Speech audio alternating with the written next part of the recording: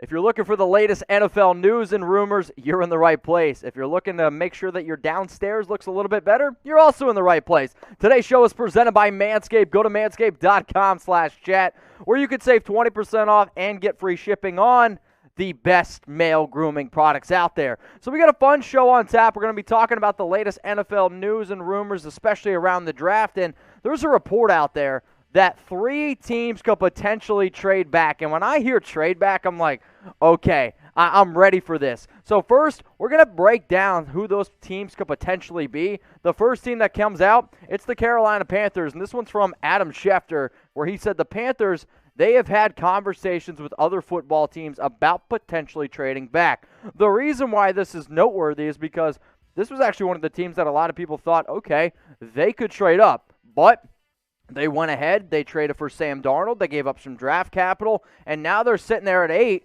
Sure, this is a team that I like what Matt Rule is doing, but they still have some holes to be able to fill. Could a team like the Denver Broncos come up and take a quarterback? The reason why a lot of people are going to be very interested in Carolina's pick is because if there is a team that's looking for a QB, then you go ahead to number 8 because you got to jump ahead of the Broncos, who are also reportedly looking for a quarterback. Let's go to another team that's been in some recent reports about potentially trading back, the New York Giants. And if this seems weird to you, it should. Dave Gettleman. When I saw this, I almost lost my mind. Dave Gettleman has never traded down. I am always team trade down, right? Like, if you can get more draft picks, I think you go ahead and try to do it. Because at the end of the day, it's really hard to be able to sit here and say, that guy's a can't-miss prospect. The more chips you got, the better chance that one of them is going to hit, right? So Rappaport says that the Giants trading back, it makes some sense. When I think about what the Giants are really trying to do in this year's draft, probably get a linebacker, maybe, an edge rusher especially. They're like, that's their biggest need.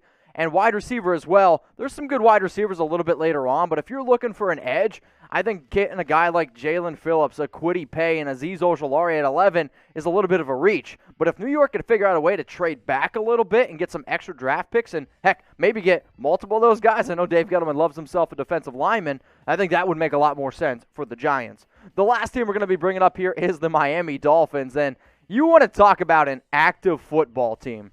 My hat's off to Miami, and I didn't even wear a hat today because I knew I was going to talk about them. They've already traded back, and then they traded up again, and then Rappaport says Miami, they could be going back again if a team wants to pay a premium for, most likely, a quarterback. So let's just say the first 3 picks, right? We know all going to be QBs.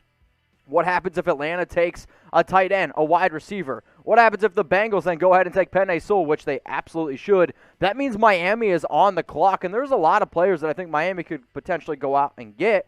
And if a team wants to come up and make sure that they get that quarterback, hey, Miami's going to be listening because this has been a team that anytime they can get more draft capital, they're all about it. So out of the 3 teams that I just talked about, the Carolina Panthers, the New York Giants, and the Miami Dolphins, which team do you think is the most likely to trade down? If you're like, you know what, Mitch, I think it's the Carolina Panthers, I want you to type CAR. If you think it's the New York Giants, type NYG. If you think it's the Miami Dolphins, I want you to type MIA.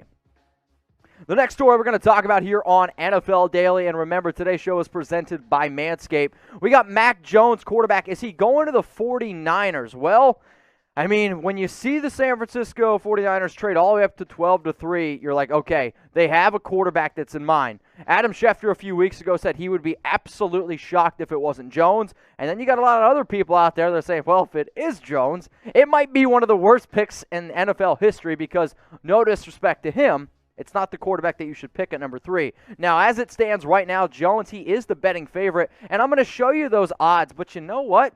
I don't want you to miss these awesome deals we got going on with Manscaped. 20% off and free shipping on the best male grooming products out there. Their slogan is, your balls will thank you. You know why? Because once you get done using these things, your girlfriend might also thank you. The Lawnmower 3.0, it is the best way to make sure that your underarms are shaved. Maybe you want to trim up your chest. I mean, let's be real. It's not too far away from beach season. You don't want to be like Bigfoot walking out there. Hair is going to be just dragging all over the place.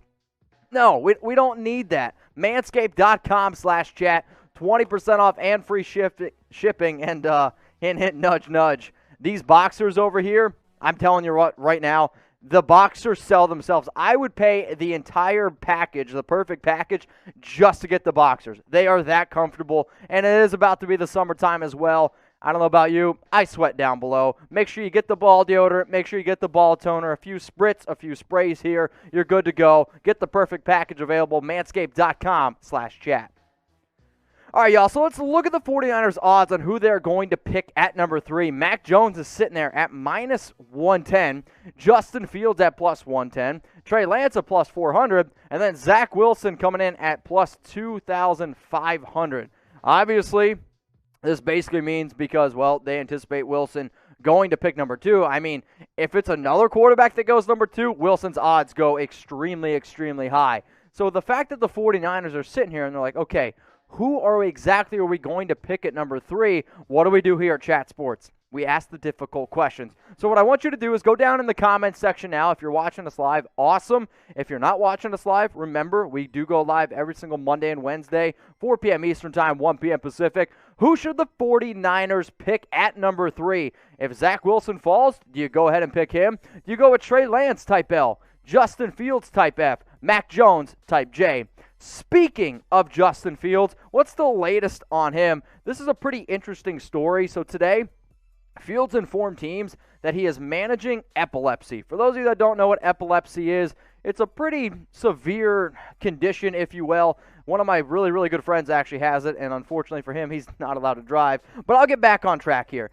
This, thus far, has not impacted his game, and luckily, isn't expected to impact his game. And apparently, it runs in Fields' family as well. So apparently, other family members, they have outgrown epilepsy into their 20s. He's still a young man. The reason why that we're even talking about this is because an NFL team is basically about to invest their entire future on a player. You just want to make sure that everything is A-okay, and I'm going to actually say that I like the fact that Fields came out and said, like, yeah, I have epilepsy. I'm managing it. It's not expected to impact my gameplay. If you want me as a football player, don't worry. I'm going to be 100% okay. So that was the latest on Justin Fields. Let's go to another team here that could potentially draft a running back in the first round of the 2021 NFL Draft.